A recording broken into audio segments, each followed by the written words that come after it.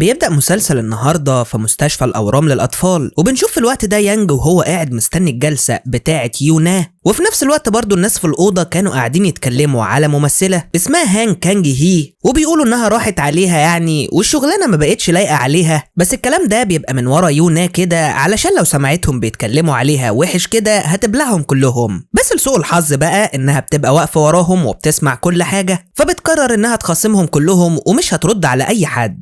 بنروح دلوقتي بقى لهان نفسها اللي بيجي الصحفي علشان يعمل معاها لقاء عن الفيلم الجديد، بس هي بتتخانق معاه لانه بيجيب سيرة امها اللي بتبقى اساسا زعلانة لانها مش معبراها وعايشة بعيد عنها. وبعد ما بتبوظ اللقاء بتطلع تركب العربية وبتفتح سوشيال ميديا كده، فبتلاقي الناس كلها واخدينها غسيل ومكوى في الكومنتات. فبترجع للبيت وهي زعلانة جدا وبتتجاهل كل المعجبين اللي واقفين قدام البيت، لأن الزحمة دي بتفكرها بالتنمر اللي كانت بتاخده زمان. أول بقى ما بتدخل البيت بتقعد يونج تتكلم معاها وبتقول لها جربي تردي على الناس بأدب شوية، يعني أي واحدة تقولك أنا متأخرة على ميعاد الشغل علشان أشوفك تقومي تكتبي لها ما تتأخريش على أكل عيشك تاني، ولا الطالب اللي قالك اكتبي بتمنى لك حظ سعيد علشان امتحاناته قربت تقومي تكتبي له هتسقط لو فضلت تجري ورا البنات وسبت مذاكرتك، انت فاكرة نفسك أمه؟ فبتقول لها بس كان عندي حق ولا لا؟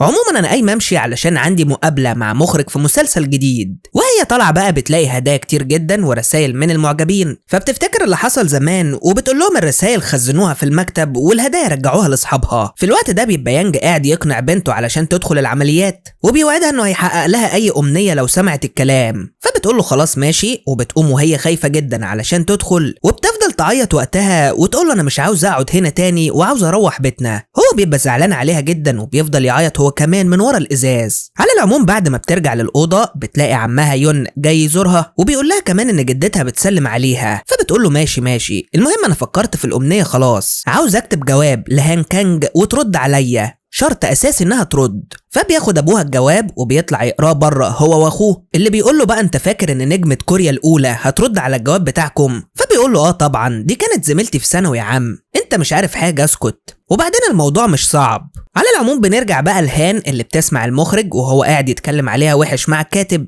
بس اول ما بتدخل بيتحول وبيفضل يرحب بيها لكنها بتتخانق معاه علشان منافق وبتقوم تمشي، بس هو بيطلع وراها وبيفضل يتخانق معاها علشان قالت له كلام ما عجبوش، وساعتها الناس كانت عماله تصور فيهم. في الاثناء دي بتوصل العربيه اللي كانت طالباها لان عربيتها بعيد، وبينزل ساعتها يانج يدافع عنها وبعد كده بياخدها وبيمشي. في الطريق بقى بتقول له هو انت تعرفني؟ فبيقول لها ومين في كوريا ما يعرفكيش؟ ده انا بحب مسلسلاتك جدا. فبتقول له هو انت لسه بتعمل نفس الحركه دي وتعمل نفسك مش عارفني؟ عموما شكلك ما اتغيرش عن زمان. فبيضحك وبيقول لها انا كنت عامل احتياطي بس لحسن تكوني مش فاكراني ولا حاجه. المهم بعد شويه كده بيفتح معاها موضوع بنته وانها كانت بعتلها رساله يعني ومستنيه منها رد، بس هي بالنسبه لها بتعطل عند كلمه بنتي وما بتسمعش بعد كده، وبتفضل بقى تفكر هو اتجوز وخلف امتى ده. المهم انها لما بتوصل البيت بتقعد تفتكر ايام ثانوي لما هو كان طالب جديد في المدرسه وملوش اصحاب هناك، وهي كانت نجمه مشهوره وكله كان معجب بيها، لحد ما في يوم بتدخل اوضه الرسم في السر علشان تولع سيجاره من غير ما حد يشوفها، بس فجاه بتلاقيه واقف في وشها وبيقول لها انت بتشربي سجاير ليه يا شابه؟ ده انت لسه صغيره على المرار ده. فبتقول له انت ما تعرفنيش ياض انت ولا ايه؟ بس هو اساسا ما بيبقاش مهتم وبيقول لها لا للاسف ما اعرفكيش، بس حاولي يعني تبطلي سجاير علشان ما يجيلكيش السل. فجاه وقتها بيسمعوا صوت مدرس جاي ناحيه الاوضه فبيستخبوا على طول ورا اللوحه، بس المدرس وقتها بيشم ريحه الدخان وبيشوف كمان السجاير مرميه على الارض، فساعتها بيفضل واقف وبيصمم ان اللي عمل الجريمه دي يخرج بدل ما هو يدور عليه ويخرجه بنفسه. فبتقرر وقتها هان تخرج وخلاص، وكده كده التعليم ملوش لازمه يعني بالنسبه لها، بس يانج بيوقفها وبيخرج هو بدلها على اساس ان هو اللي شرب، وعلى طول ساعتها المدرس بياخده علشان يعاقبه. بنرجع بقى لوقتنا الحالي وبنشوف يانج وهو قاعد محتار ومش عارف يعمل ايه في حوار الرد ده اللي بنته مستنياه. فبيقول لاخويا يا عم الموضوع بسيط خالص، احنا هنكتب لها الرد كأن هان هي اللي عاملاه ونبعته وبكده نبقى فرحنا البنت والموضوع يخلص. فعلا بيروحوا يألفوا جواب كده حلو علشان يبعتوه ليونا، والبنت فعلا اول ما بتقراه بتفرح بيه جدا لان الممثله بتاعتها المفضله ردت عليها. بس الموضوع ما بينتهيش هنا وبتقعد تكتب لها جواب كل 5 دقايق، ما هي بترد بقى يعني بتستغل الفرصه. بس كانت المشكله وقتها مع يانج ويون اللي كانوا بيدوخوا في كتابه الردود، لحد ما في مره بتطلب منها صوره جنب برج ايفل في رحلتها الاخيره.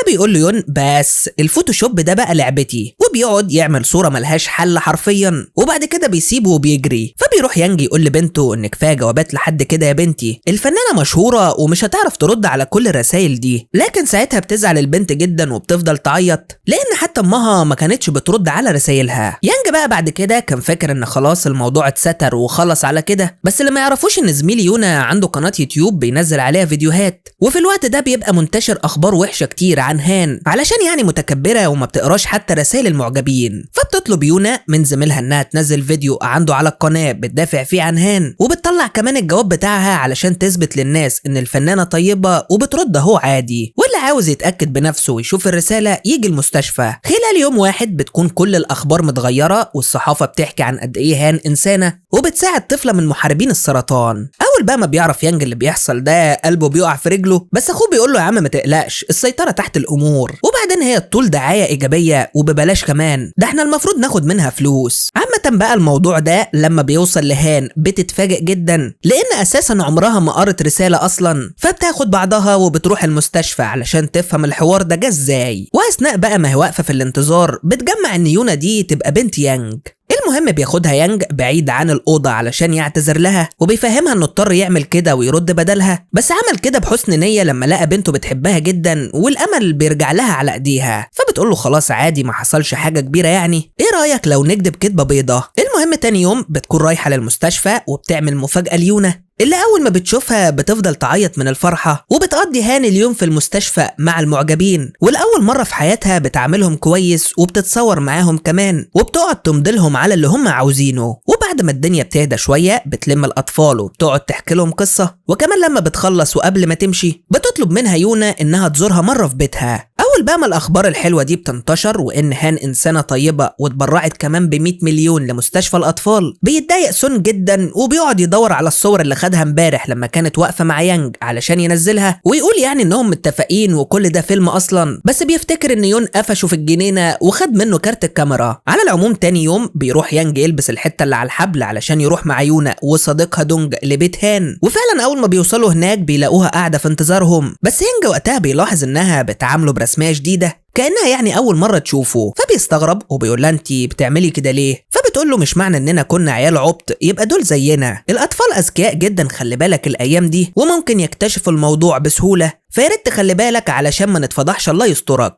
المهم إنها بعد كده بتروح تصور معاهم فيديو علشان ينزل على قناة دونج ويبقى يعني مشهور زي ما في نفسه. وبعد بقى ما بيخلصوا بيقعدوا يتكلموا مع بعض شوية، لكن ساعتها بتتسحب هان من لسانها وبتسأل يونا أنتي بقى شبه أبوكي ولا شبه أمك؟ فبتقول لها انا شبه ابويا، بس هي بتفضل مصممه وبتقول لها لا ده انت جميله جدا يبقى اكيد شبه امك. المهم ان البنت مش بترد عليها لكنها مش بتسكت في النهايه غير لما دونج بيقول لها ان ما عندهاش ام. اول بقى ما بيجي الليل بيقعدوا يتعشوا كلهم مع بعض، وبتقعد هي تلعب مع العيال شويه لحد ما بيناموا، فبيوديهم ساعتها يانج للسرير وبيبقى هينام هو كمان، بس هان بتطلب منه يجي يشرب معاها حاجه. بتعتذر له بقى انها سالت يونا عن امها، بس هو بيقول لها لا عادي ما انت ما كنتيش تعرفي الموضوع، وبيحكي لها بقى ان امها سابتها وسافرت امريكا لما كانت لسه في اللفه، وفضلت عايشه معاه هو وجدتها في سعاده لحد ما في يوم كانت الجده بتعدي الطريق بس الاكياس اللي معاها بتقع، فبتروح للاسف علشان تلمها، وفجاه بتيجي عربيه سريعه خبطتها وماتت.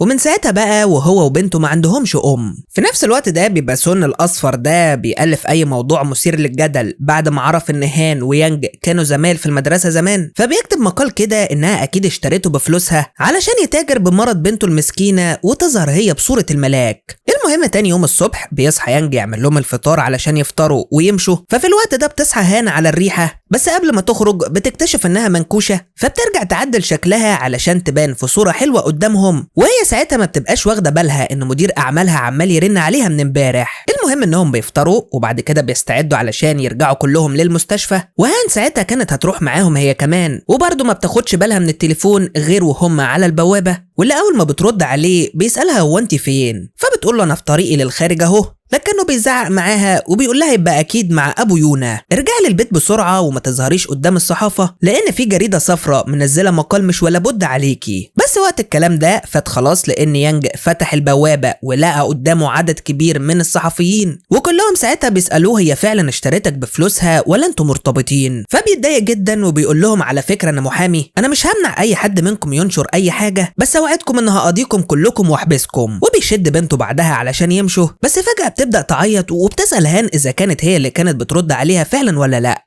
هو في الوقت ده كان واضح فعلا انها فهمت كل حاجه، وكمان هان ما بتعرفش تكذب وبتقول لها مش انا اللي كتبتها. ساعتها بقى البنت بتبدا حالتها تسوء وبتنزف من مناخيرها، فبيجروا بيها على المستشفى بسرعه وهناك بتدخل العنايه المركزه. بتفضل بقى هان واقفه تعيط ورا الازاز وكانت حاسه بالذنب لحد ما البنت بتخرج من العنايه وبترجع اوضتها، وساعتها بيشكرها يانج انها كانت موجوده معاهم كل الوقت ده، ودي حاجه كبيره قوي بالنسبه ليونا. فبتقوله ساعتها انا لو كنت كدبت وقلت لها انا كتبتهم ما كانش حصل كل ده اصلا، بس انا غبيه وما عرفتش اتصرف بسرعه. لكن يانج بيهون عليها وبيقول لها يونا ذكيه على فكره جدا زي ما انتي قلتي، وكده كده كانت هتعرف في يوم من الايام، وعموما كل ده بسببي انا مش انتي خالص. وبيروح مطلع الصندوق اللي فيه كل الرسائل اللي كتبتها يونا وبيقول لها انا كده كده كنت ناوي اوديهم لك. فبتحس وقتها بالاضطراب وبتدخل في نوبه هلع، بس هي ما بترضاش تبين وبتاخد منه الصندوق، لكن وقتها اعصابها بتفلت خالص وبتوقعه على الارض. بتفضل بقى بعد وشها عنه وبتطلب من يانج يشيله من قدامها دلوقتي، وهو ساعتها بيفتكر الموقف بتاع زمان وبيعرف انها هي كمان افتكرته. بنرجع دلوقتي فلاش باك وبنشوف هان ايام ازدهارها لما كان لسه عندها امل في الحياه، وكانت بتقرا كل جوابات المعجبين لحد ما في يوم بتفتح الدولاب بتاعها وبتلاقي فيه صندوقين شبه بعض، وساعتها هي بتتوقع ان فيهم هدايا من المعجبين مثلا، فبتاخد واحد منهم وبتروح تفتحه في الفصل، بس ساعتها بتتفاجئ بجواب مكتوب بالدم وفيه تهديد بالقتل، والصندوق كمان كان مليان حاجات وحشه. فبتترعب هان وبتقع على الارض وكل زمايلها بيفضلوا يضحكوا عليها لحد ما بيجي يانج يبعدهم عنها وبيقومها من على الارض. لكن ساعتها بقى بيجي مدير اعمالها وبيقطع كلامهم علشان ياخدها ويمشي، فبيقوم يانج يوصلها لحد الباب وبيسالها هو انت عملتي ايه في الصندوق التاني ساعتها؟ فبتقول له ولا اي حاجه انا ما فتحتوش اصلا، وبتاخد منه البوكس بتاع يونا وبتمشي. المهم تاني يوم بيروح يانج مع بنته للسوبر ماركت، وهناك بيفضل الناس يتكلموا عليه ويقولوا الراجل اللي باع بنته علشان الفلوس اهو، مع انه شكله كويس بس طلع فظيع، احنا صعبان علينا البنت دي جدا. فبياخد الراجل بنته وبيمشي من المكان خالص علشان يروحوا يقعدوا في حته هاديه ويشربوا العصير. وهناك بقى البنت بتقول له على فكره انا كنت عارفه من بدري ان انت اللي كنت بتكتب جوابات الرد من ساعه ما هان جت المستشفى وطلبت توقيعها، ولقيت ساعتها ان خطها مختلف خالص عن اللي في الجواب، بس ولا يهمك يعني ويلا نرجع اوضتنا. ساعتها بقى بتيجي ليانج فكره انه ينزل هو كمان فيديو على صفحه دونج علشان يوضح فيه كل حاجه، وانه زور الجواب علشان خاطر بنته، وهان اساسا ملهاش دعوه باي حاجه من الكلام ده، بس برضه ليها كل الشكر انها تعاونت معانا. وفعلا بعد كام ساعه بيبدا الفيديو ينتشر بين الناس وبيجيب تفاعل عالي جدا. اول بقى ما بيجي الليل بينزل يانج علشان يقابل هان ويديها بوكس شوكولاته بدل اللي كان عامله زمان وما فتحتهوش، ولما بيرجع المستشفى بيلاقي يونا عامله له شمعه باسمه زي اللي اديتها لهان هديه. وتاني يوم بتروح هان تتمرن على الفنون القتاليه شويه، وبعد كده بتطلع على الاستوديو علشان جاي لها دور ضيفه شرف في فيلم لممثله جديده. اول بقى ما بتطلع على هناك بتتفاجئ ان الممثله دي تبقى جوري اللي كانت زميلتها في المدرسه زمان، بس عامه بالنسبه لها يعني الموضوع عادي، وبتبدا المشاهد بتاعتها واللي المفروض هتبقى بتقتل فيه جوري، بس جو بتفضل تعطل في المشهد كذا مره وكل مره بحجه شكل لحد ما المخرج بيزهق وبيديهم استراحه شويه. ساعتها بقى بتروح تتكلم مع هان بدون اي حدود وبتقول لها ده واضح كده ان العمليه بقت قحط خالص علشان كده جايه دور شرف. فبتقول لها ما تتكلميش كده قدام الناس، مش عايزه حد يعرف انك كنتي في حياتي، بليز ما تجيبليش العار. فبتقول لها ما انت عارفه ان انا هنا، ايه اللي جابك؟ بس هان بترد عليها بمنتهى الهدوء وبتقول لها بالنسبه لاول جمله فانا جايه ضيفه شرف علشان ما فيش عروض دلوقتي ودي حاجه ما تخصكيش، اما بالنسبه للتانيه بقى فانا ما كنتش اعرف انك هنا، هم قالوا لي ممثله صغيره وده اول دور بطوله ليها، بس ما حدش قال اسمك، الظاهر كده انهم لسه ما حفظوش الاسم، وعامه في الاخر يعني انا جيت بعد ما المخرج اتحايل عليا. فبتتضايق من كلامها جدا وبتقول لها ده فعلا بقى اول دور بطوله ليا، بس انا تعبت لحد ما وصلت لهنا بمجهودي احسن ما ناس تلاعبت بوسائل الاعلام، وفي الاخر طلعت يعني على خداع الناس. الناس. فبتقول لها هان بصراحة كده بقى انت شكلك مثير للغثيان وانا مش قادرة اقف قدامك اكتر من كده، يلا تكير انت بقى. بعد ما بتمشي هان بيجي سن الاصفر ده يستلم جوري وبيفضل يسألها هي عملت كده ليه؟ انتوا كان في بينكم مشاكل زمان ولا حاجة؟ عموما ثقي فيا واحكي لي كل حاجة واوعدك ان سرك كبير، ده انا بيقولوا عليا سن الاخرس من كتر ما انا كاتم للاسرار. فبتبدأ بقى تحكي قصة كده من وحي خيالها، وهي ان يانج كان معجب بهان جدا ايام المدرسة، بس هي كانت بتلعب بيه وبتستغله، وكانت بتستغلنا انا كمان وتهددني وتتنمر عليا، وكانت بتخلينا اشيلها الشنطه، يعني كان فاضل شويه وتقول له كانت بتطفي السجاير في قفايا. ده غير كمان انها كانت بتكذب وتقول عندي تصوير علشان تهرب من المدرسه وتروح تشرب سجاير. فبيقول لها يا مسكينه استحملتي كل ده ازاي بس؟ معلش عموما كل حاجه متسجله. المهم تاني يوم بيكون المقال نازل عن جوري وقد ايه يا عيني كانت بتتعذب وهي صغيره، ونشأت في بيئه مليانه عنصريه وتنمر من صاحبتها هان كانج هي. وكالعادة الجمهور اللي كلمة بتوديه وكلمة بتجيبه بيروحوا يقفوا لها قدام البيت وبيفضلوا يكتبوا في رسائل كراهية، وهي بتخرج من وسطهم بالعافية علشان تطلع تشم شوية هوا بعيد عن المشاكل دي. بتفضل بقى تدور على حد تتصل بيه بس مش بتلاقي، ده حتى امها عمرها ما اهتمت بيها وكان كل همها انها تكون مشهورة اكتر. ما كانش بس في غير يانج اللي بيدافع عنها وبيبعد دايما جوري من وشها علشان ما تضايقهاش، فعلشان كده بتقرر انها تروح على المستشفى علشان تشوف يونا. بس لما بتوصل هناك بتلاقي الناس بتتكلم عليها برضه، فبتاخد ديلها في اسنانها وبتطلع تجري، لكن بيروح يانج وراها وبيقول لها انت بتهربي ليه؟ المفروض تواجهي بالحقيقة. فبتقول له حقيقة ايه اللي هواجه بيها؟ انها هي اللي كانت بتتنمر عليا. طيب وبعد ما واجه يعني هستفاد ايه ومين اللي هيصدقني اصلا؟ وبعدين بصراحة بقى كل ده حصل بسببك لما رديت على جواب بنتك بدالي، وبتسيبه وبتروح تعيط مع نفسها، وهو يا عيني بيروح وراها يعتذر لها لانه ما كانش قاصد.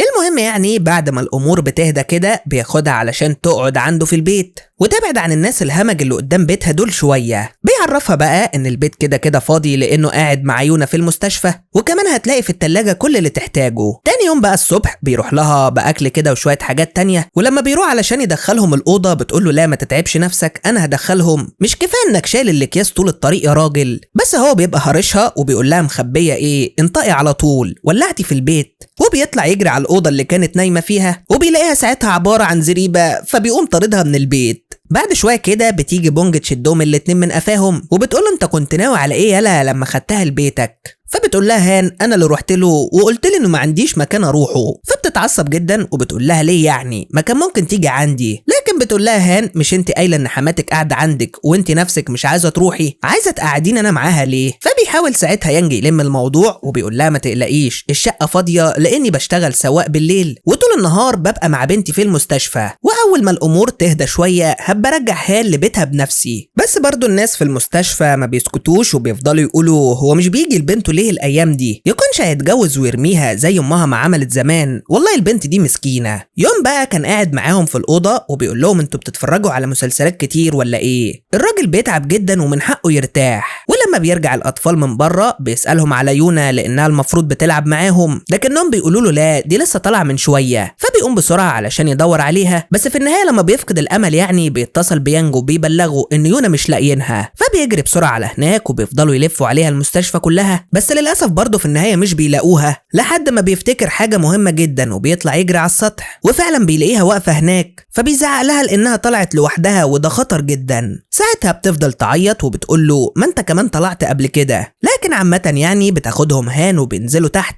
وبعد ما يونا كده بتروح في النوم بتعتذر له على اللي حصل ده وان ده كله بسببها لانها طلبت منه يقعد يتعشى معاها. فبيقول لها لا انت غلطانه، كل ده بسببي من الاول لما رديت على خطأ المعجبين، ويوم موت امي كنت انا السبب برضه لما الدنيا اسودت في وشي وقررت انهي حياتي وما فقتش بس غير على صوت يونا وهي واقفه جنبي، ومن يومها قررت ان ابقى معاها لحظه بلحظه زي سوبرمان بالظبط. بس للاسف كل ده اتغير وبقيت انشغل عنها من بعد ما انتي ظهرتي، وعلشان كده لازم نبطل نشوف بعض لان ده الصح ليا وليكي. فبتروح هان تلم هدومها وتمشي، بس المره دي بتقرر تسمع كلام يانج وما تهربش زي كل مره. فبتروح بقى تسجل فيديو وبتحكي فيه قصتها كلها من الاول للاخر، وكمان علاقتها بيانج وجوري وكل الناس دي. ولما ولما القصة بتبدأ تنتشر الناس كلها بتعرف انها كانت مظلومة وان اللي ورا المصايب دي كلها هو سون، فبيستلموه غسيل ومكوى وبيفضلوا يحدفوه بالبيض. هنا بقى بتضطر جوري انها تقدم فيديو اعتذار عن كل اللي حصل ده علشان تحافظ على تاريخها الفني اللي هو لسه ما عملتوش يعني، بس هو احتياط يعني. المهم في وسط كل الاحداث دي يونا بتخلص علاجها وبتبقى زي الفل، ولما بيجي يوم خروجها من المستشفى بيقعد ابوها يلم حاجتها وهي بتروح تودع اصدقائها، بس فجأة بيجيله تليفون دولي بيبلغه ان طليقته توفت، فبيخرج هو ويونا من المستشفى على مراسم الجنازة. وبعد بقى ما بيخلصوا وبيطلعوا بتسأله يونا هي هان كرفت لك ليه؟ علشان انت مشغول معايا صح؟ لكنه بيقول لها لا مش صح ومفيش حاجة من الكلام ده حصلت، بس هي بتقول له يا عم انت هتشتغلني ولا ايه؟ ده انا عجزت بسببك حرام عليك. في الوقت ده بيتصل بيه مدير اعمال هان علشان يبلغه انها مسافرة امريكا لانه جاي لها فيلم في هوليوود،